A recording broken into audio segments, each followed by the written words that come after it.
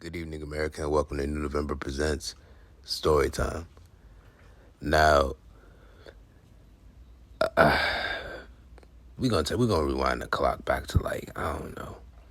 I don't fucking know. It was a long ass time ago. I had to be I ain't even really smoke like that back then, so I knew I had to be 14, 15 years old, right? And at the time, there was this little trap house. I don't know how I can't remember how I got involved with that motherfucking place.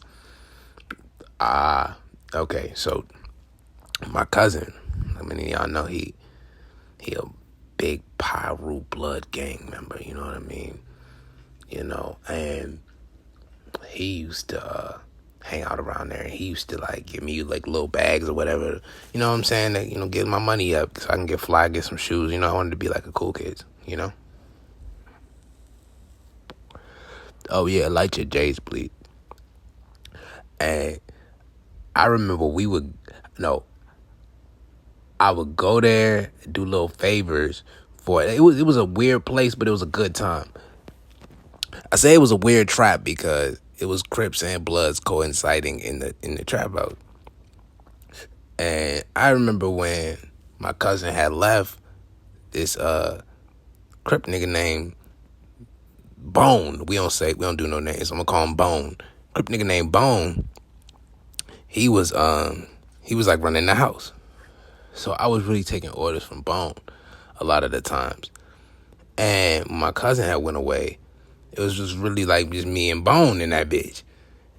And so one day, let's get to breakfast in the trap. Because every morning, I would go over there. Every single morning. I skip school to go there sometimes. And let me tell you something about a trap house in case you niggas never been in one. And for the viewers, so I can paint the picture to you. Right behind a thrift shop was this little little 1-story junk with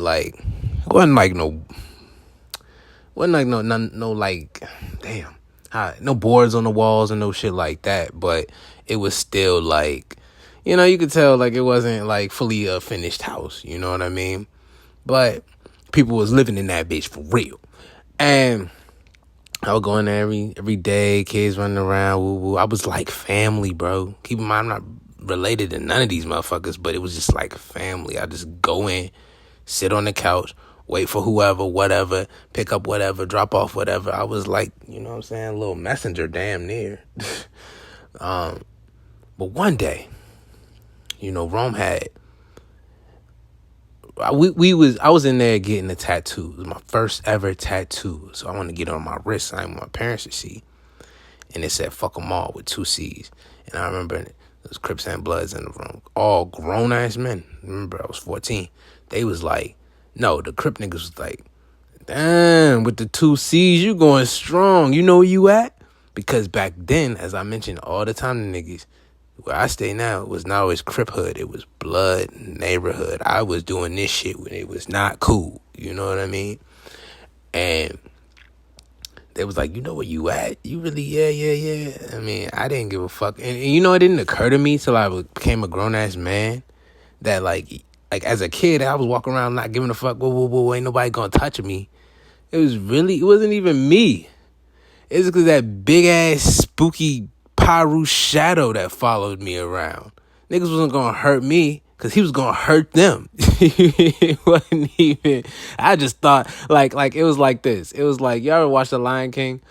You remember when the hyenas was well, let me hear you roar. And somebody was roar! And they was oh, nigga can't roar. And they said, let me hear it again. And niggas said, roar. It's because Mufasa was back in that motherfucker. That's kind of how it was for me. It was I would roar, but they couldn't hear my little wow over the sound of his actual roar, And so that's kind of how my, the protection of it all went.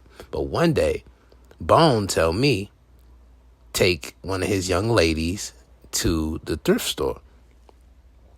And I say, okay. I don't get it. You feel me? Because I'm still, I'm a child. And I asked my man's Will to come with me. Not his name either. But I said, come on, Will, let's go. You know what I'm saying? He want me to take this little white girl to the thrift shop. You know what I'm saying? Like, all right, cool. Will like, all right, fine. I'll fuck with you, but this is not, you know what I'm saying? Don't make a lot of sense. I'm like, it don't make sense to me, but he always get us right out the way when we do him little favors. Boom, boom, boom, boom. So, this girl, I hope she got her life together. And she was, it was just terrible. Like she just, it's like she was, I don't know, she had to be like maybe 20, but she looked 37. Like it was one of them cases. It looked like the opioids had got her. So me and Will,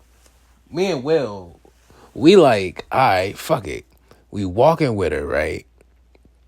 And she's all drugged out and whatever. And we like, man, what the fuck are we gonna do? And how long do we stay with this? Because it's not a far walk. We get there. We get to the motherfucking, to the thrift store, right? It's not a far walk. So we like, all right, but how long do we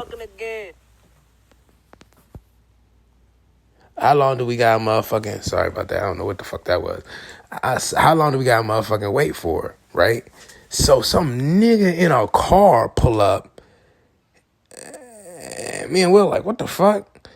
I don't know if he honked or what. My memory a little dicey, but she got in the car and I guess boned out, just pulled off. We go back to the house.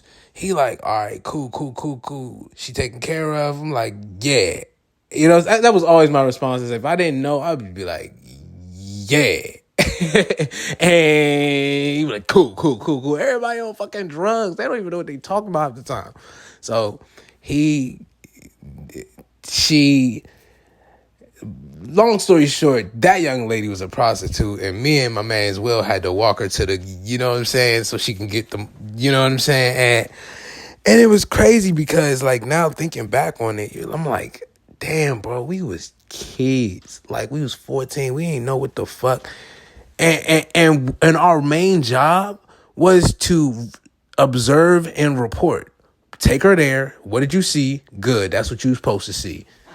Here's what I told you you'd get if you did that. You know what I'm saying? And it just makes me think, like, it's just like a reflective time where it's like, man, all the shit we could have, like, got in trouble for. Like, we was kids. Yeah, we was really kids out here. With that being said, man, if you a work nigga, go to work. If you a school nigga, go to school. If you a motherfucking hustler, man, stay on your shit and stay dangerous and see safe. That's all I can say to you, man. And thanks for listening, Joe. And hey, to all the kids out there, don't just be listening to niggas because they're older than you and they say go do that. Think about things for yourself. All right? It's your Uncle Izzy here, man. Thanks for listening. I'm out.